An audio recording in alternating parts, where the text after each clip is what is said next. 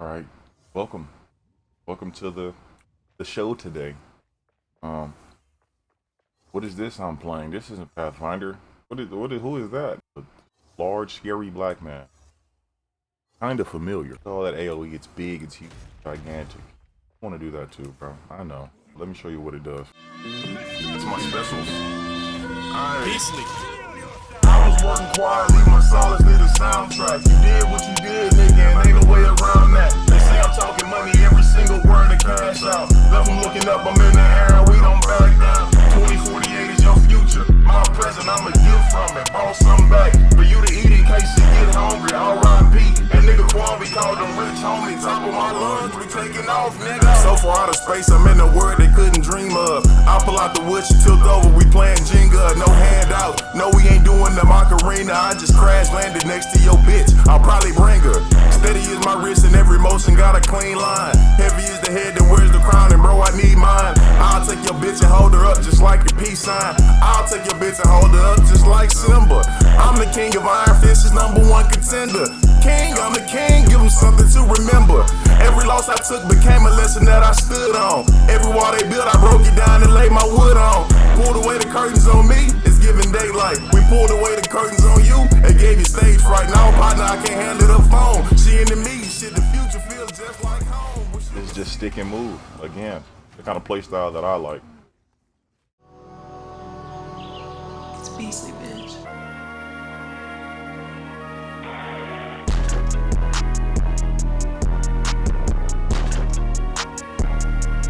First things first, I want to start off by saying resistances are the last thing that I do when I make a build. I have to make sure that the theory feasible, that the theory works, Beastly. and then once I get it how I like it, then I start modifying my satisfy all of the requirements that I'm able to use. Start kind of trying to dial in my gear. So that's the last thing that I do. So I just died. I'm gonna just keep it honest with you, but that's because I just can't satisfy my requirements yet. But you see the damage output. That's what this video is about. The play style, the area of effect, what happens, the chaining explosions, yada yada.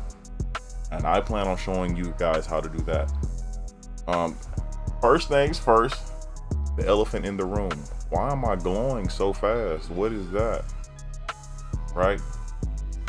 And you also see I don't have any mana. What's happening? Large gigantic man, what are you doing that's making this work? Passive tree, right? So I start off, whenever I first started this character, I started off going here, like ignoring melee damage, like that's what you want to start off with.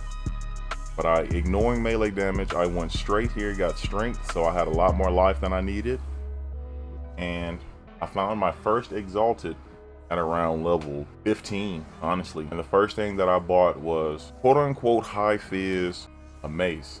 So I got a mace really early, as high of a damage mace as I could get at level 15 or 20, all physical damage, to try and offset me missing melee damage. No, and in all honesty, probably end up doing more damage than grabbing all of these. Also have more life, so that played into account. This is really early. So in order, I went here, got these, then I finished this tree all the way down here and got these. This is just a lot of damage. So the way I like to think about it, I'm not a calculative person. I can be, but that would ruin the fun, because that's what I do in Warframe. But the way that I visualize this, since we don't have damage numbers, I try to keep everything like in the spirit of you're just making your character better. All we have to gauge is really health bars. So the faster the health bar goes down, you just know you're doing more damage. So I like to think of, so this large black box will be indicative of your final damage output, okay? So anything inside of this black box will be distributed once you use the skill. Now, each one of the circles represent an element. You got fire, cold, and lightning damage. Now, if you click the skill that says you get more fire damage, imagine that red circle morphing into a bigger circle, which is indicated by the green box. Okay, so your red circle is getting better and your other two are staying the same. So increased damage will affect all of your elements and distribute that increased damage evenly. Then you have extra damage, which is a different instance of the same damage, which is calculated outside of the damage that you're already outputting, meaning that added damage would add an entirely different circle into the mix if that circle isn't already present. So if I had a ring that said added physical damage, it would just add a different circle into the equation and let it be affected by all of the same things. That's why added damage on rings and gear is so good. It's a lot. I'm not gonna. Anyway, so we came down here, right? And this is really early game, so I'm probably level 30 here. Then we come this way. We're already up here. We come this way. Then we grab as many of these as we can.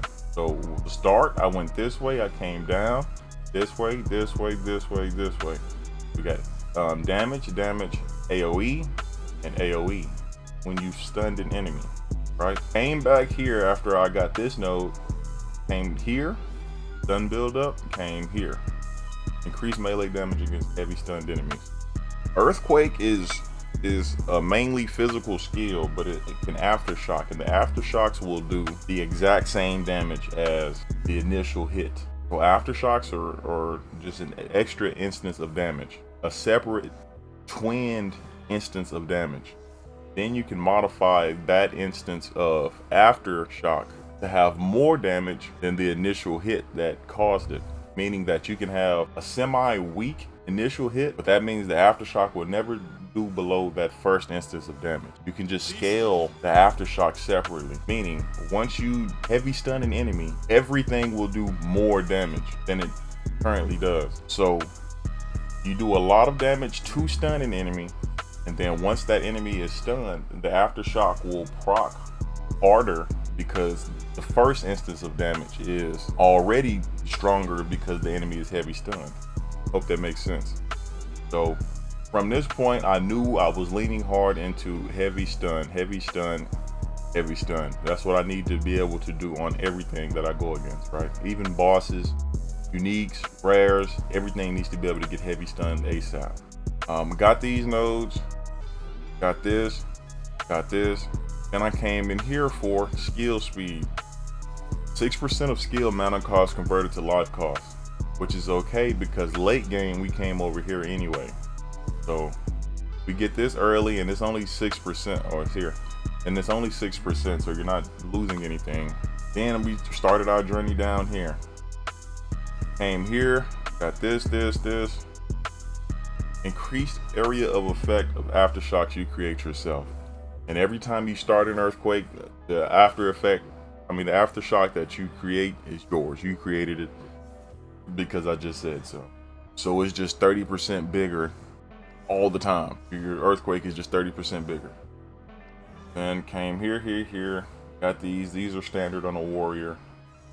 Stun build up, attack damage, and more attack damage. And down here, up here, and then what is this? Damage with maces, 10% chance for mace slam skills you yourself to cause aftershocks. Strike skills you use yourself to cause aftershocks, which doesn't matter because we're only using slam skills. So slams and strikes are different in the sense of a slam is something that hits the ground and a strike is something that hits an enemy. So since we're trying to spread our damage everywhere as much as we can, what we want to do is get as many instances of everywhere damage as we can. So this is 10% chance to cause earthquake to do 2 aftershocks. Proc itself twice, and the aftershocks will hit back to back. Like it's not a. It did it, but I didn't trust it. It did it back to back. So once it hits twice, it does this initial damage once, then again. That exact same damage plus some, depending on how you modded it. Anyway, so that's why we got that. And then we got this to go on side of this. So we have 22% chance for earthquake to proc twice. Stun build up and damage. And then more damage against heavy stunned enemies. The build made itself. That's what's happening. So we're already up here for this. We're already down here. So I went ahead and got beef, and then a rage on melee hit, just one, because I have a support skill or support gem. Got all of these. AoE, melee damage. And after I got these, I went straight all the way up top, and came here. So after I got this, and this, or and these, and this, then everything, like the build was already made. Now it was just quality of life. So I came all the way up here, all the way up here, all the way up here.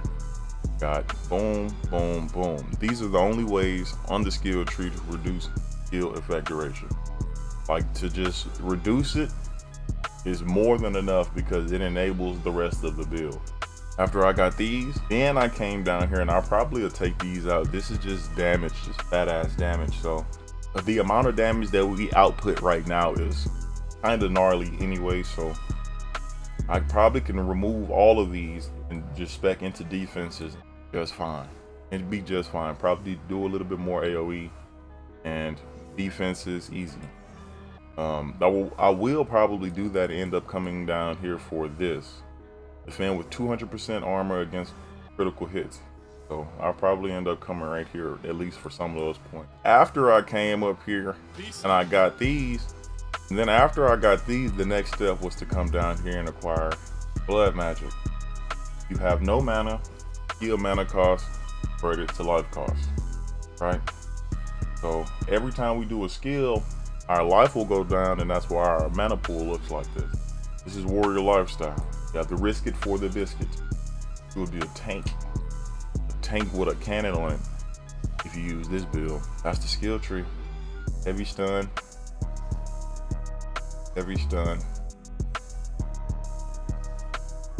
AoE if I've killed, and then this one is AoE if I've stunned. So we're heavy stunning,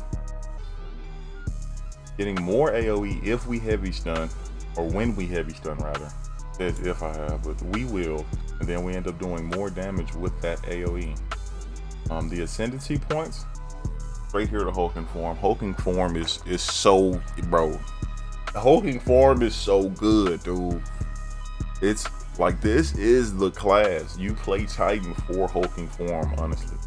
You do hulking form then anything else, honestly. But I started off using this build with Ancestral Empowerment, and this is so good. Hulking form is so good, so I just ended up coming down here, and then I got the little extra backpack. It's cool, it helps. But my 4th Ascendancy, I'm definitely coming up here and up here, because 25% chance for slam skills you use yourself to cause aftershocks, which is going on top of 10%, 12%. 22 plus 25 is what? Quick math. 91. And then you, every second slam skill you use yourself is ancestrally boosted. So an ancestrally boosted slam attack will have an ancestrally boosted aftershock, because remember, the aftershock will never do less damage than the initial hit. So if you have an ancestrally boosted initial hit, you have a 47% chance to have an ancestrally boosted aftershock twice. All right, then there's the gear. So I ran this build last league. Last league it was really good, but what I can't do this anymore, but I will probably end up later on in the league, I will probably end up doing this, but for right now this is so good. But they nerfed Giant's Blood. It's this part. Inherent life granted by strength is halved, and that hurts. That hurts. I don't want to die.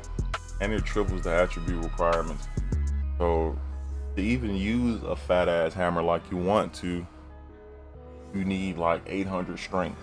So it's not right now. Not right now. It's too early. So I use these instead. Why these? These are a new addition to the game, but they are yes, like it's this right here. always hits. Like this could be unique, bro. This could be a unique weapon, but I'm so happy that it's not, because it's a roll the stats on them. But always hits means that you will never miss. Crazy, right? Last league we used to use this accuracy rating.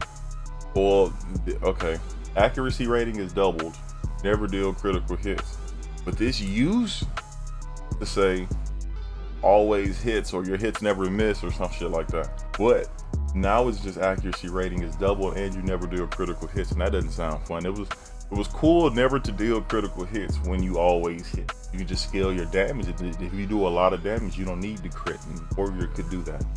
But now it just doubles your accuracy, so if you aren't accuracy stacking, it's not even gonna matter. So always hits. Accuracy in this game scales down the farther you get away from an enemy. If your attacks always hit, that means you can't miss again. So the further you are away from a target, if you don't always hit, you'll have a chance for the target to evade your attack. You don't want that. You don't want to have to be in everyone's face all the time to be able to hit. And even if you didn't have, and even if you were always in their face, you still had a chance to miss, because enemies have stats just like you, and each enemy has different stats. So like the little fast enemies and little bugs on the screen, they have high evasion, meaning that they're programmed to weave your attacks. If you can't miss, fuck their evasion. Back to the beat potatoes.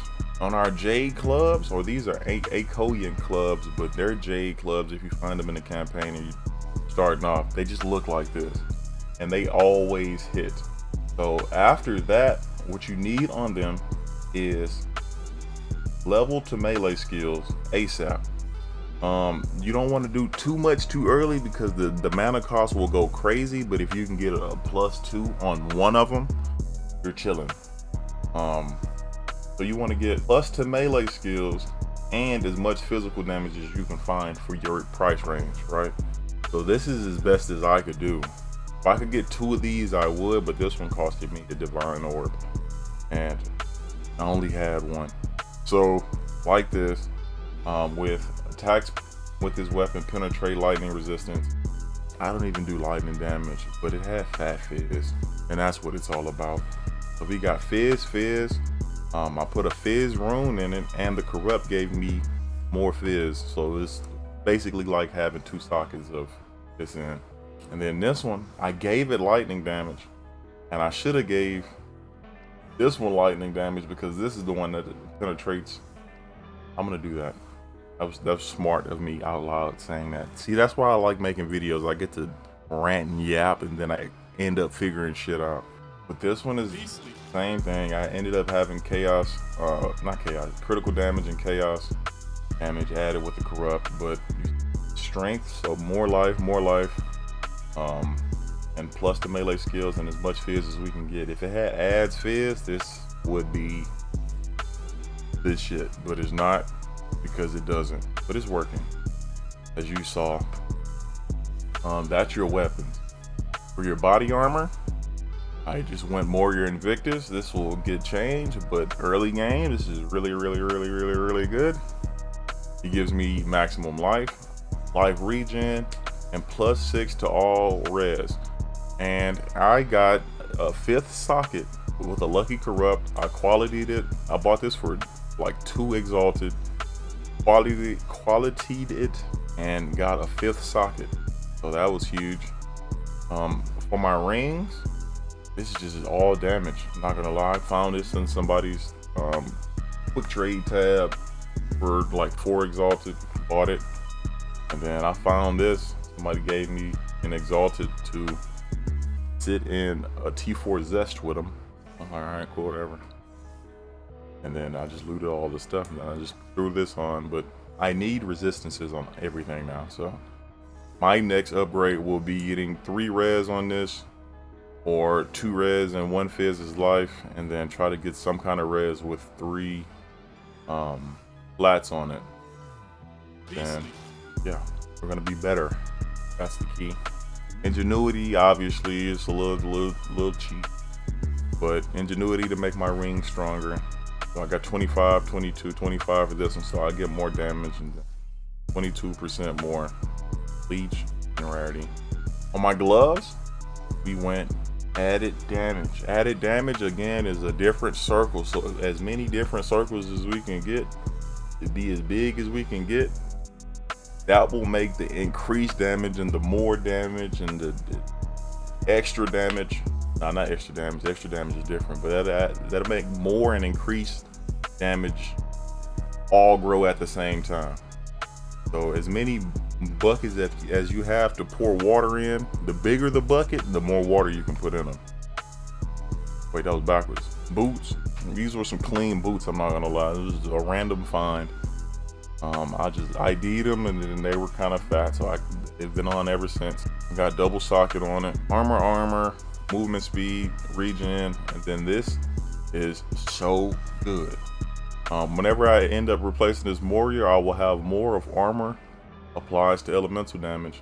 That will allow me to stack more armor and more evasion and less energy shield, and that's kind of what I want to go for. Dexterity and strength. Try to get away from int as much as I can. For the Ami, +2 to melee, and I had a little spirit on it. That's really what it was, and I had some dex and some int. Easy. I just picked it up for like 5 exalted. This is my jam. I don't think I'll ever take this helmet off. Real steel. Gives you onslaught, and onslaught gives you skill speed and movement speed. Unless specified, onslaught lasts 4 seconds, but you always have this. So this just means you will always have 20% skill speed, 10% move speed. All you're doing is sacrificing everything else a helmet can have, like critical chance and plus to minion skills or whatever you're doing, rarity. You're just giving all that up just for movement speed and skill speed. So it always replaces. If you find your attacks are faster than mine and you just want to move a little bit slower than me, by all means, this is an easy replace because you don't lose anything but onslaught, but you can gain a lot. I just know how I like to play, and I know how I will end up building this character. I'm going to be moving fast. I will get all of my reses off of this and these, maybe a little bit of this, but this is bread and butter. Soon, the plan is I will try to get a pair of death articulated gloves, which will always give me rage, and I will end up getting another thrill steel that has 2 sockets on it that I will corrupt myself and put maximum rage in it, and that will be the end of the build. And the build will be at maximum capacity. For the skills, I have rolling slam. This is for bossing.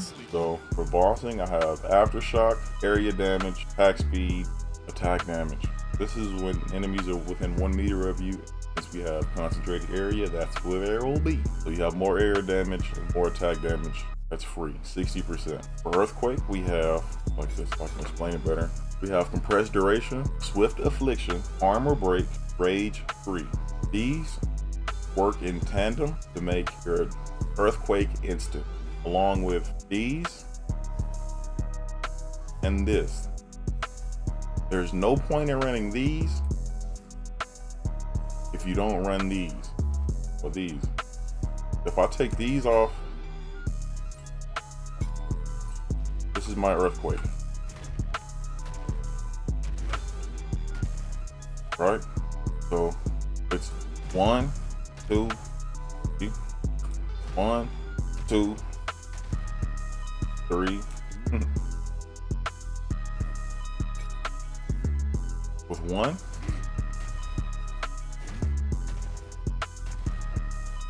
with 2.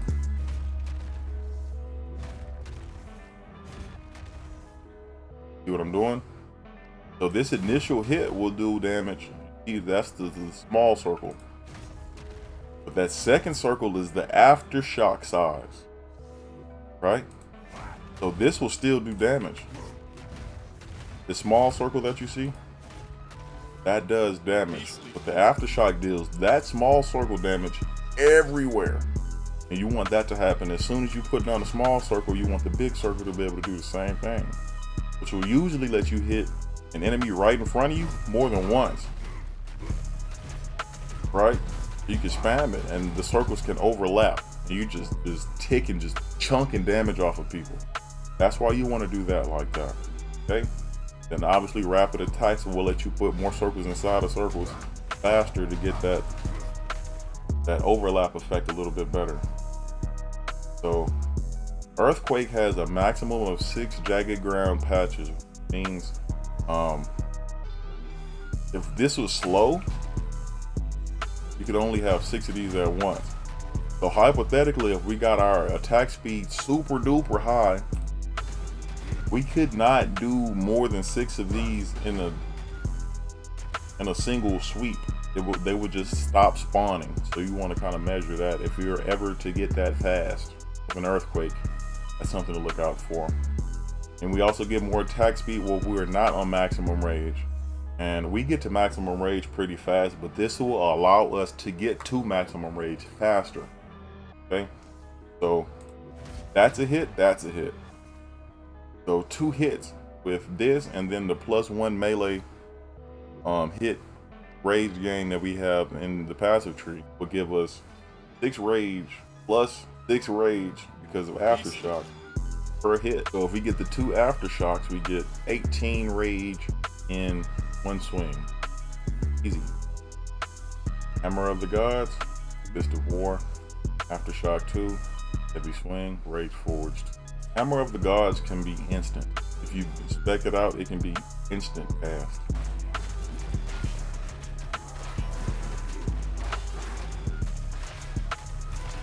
Hammer of the Gods, for the 1 time right here, instant. Insane, bro, just insane. And that can aftershock as well. Instant Hammer of the Gods. Hammerfall is a duration. Hammerfall duration is 2.5 seconds, right? And we have all of the instant cast stuff. The crazy part is I could do that and make it faster, but you see how fast it comes anyway. I don't want it to be instant because it gives enemies time to walk in it. So like I can kind of plan it out better. That's that. And make that cause an aftershock. And I could also put this in this to all make Earthquake always aftershock again. That's a thing. Heavy swing, more physical damage, but less attack speed. So that doesn't matter. And Rage Forge will consume rage to deal more damage and build rage, and we stun with the same skill. So that's a bossing rotation. You can kill bosses with just Earthquake. I'm gonna just throw that out, but this is another big chunk instance of damage that you have just to have. Leap Slam, this is really just for mobility. You can like jump across things, like if you're on a map, want to like get down there, you could like hit one of these. That's a thing in maps. That's Leap Slam. That's tech. You guys didn't know? That's what the pros call tech. Infernal Cry. This is to do whenever you heavy stun an enemy, and whenever you heavy stun an enemy, you get Hammer of the Gods, then you War Cry, drop Hammer of the Gods.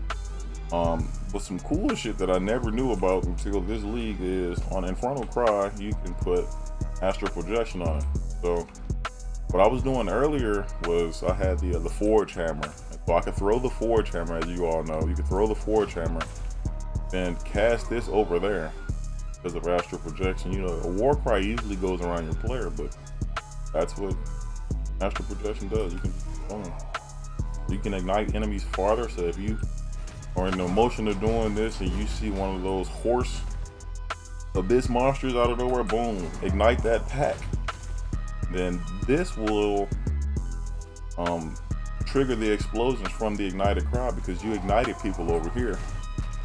Blow this group of people up, which will deal damage to them and them and them and them and them. Easy. Wind Dancer is a source of quote unquote thorns damage for the build. So if you get hit, they will take a lot of damage.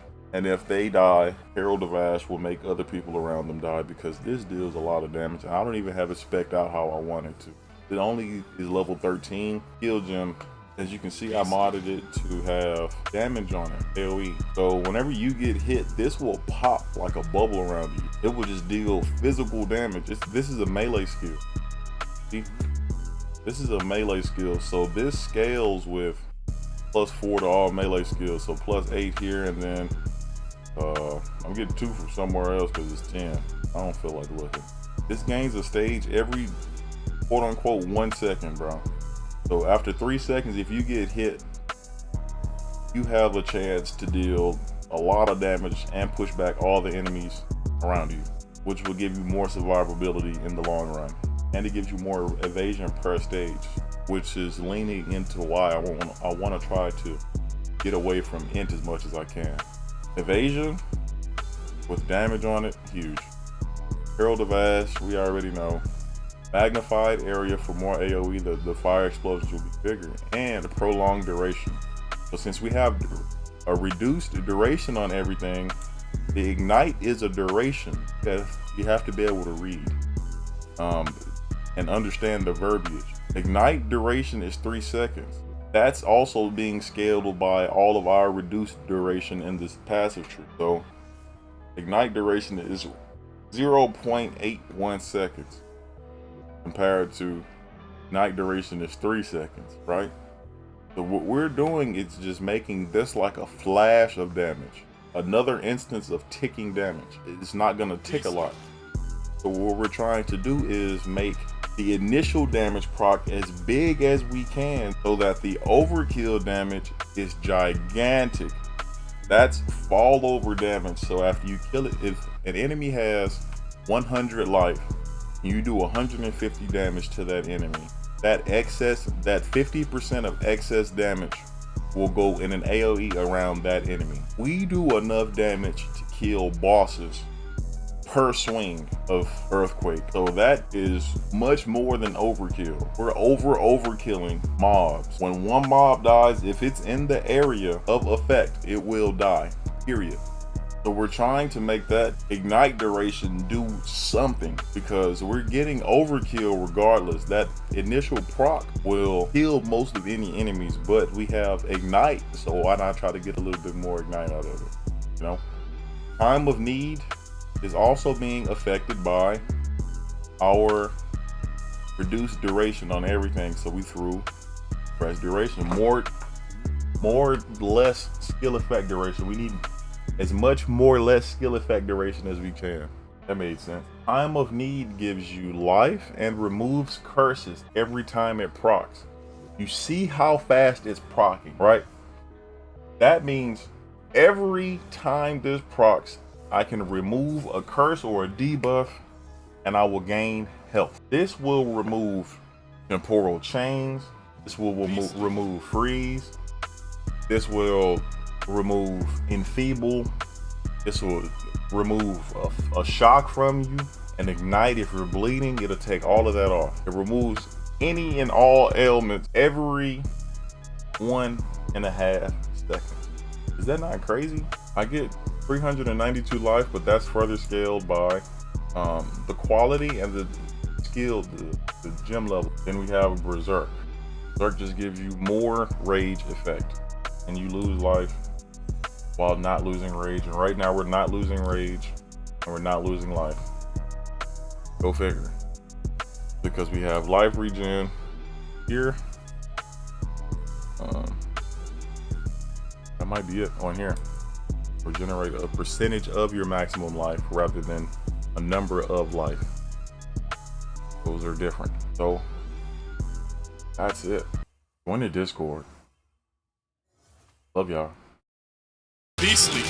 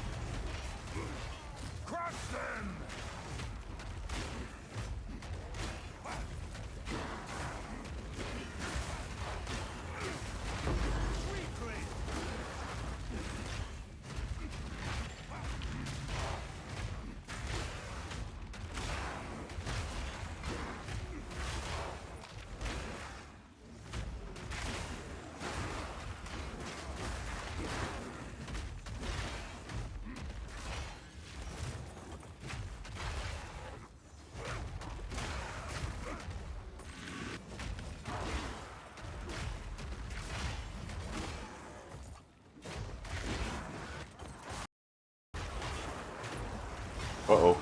I got a game.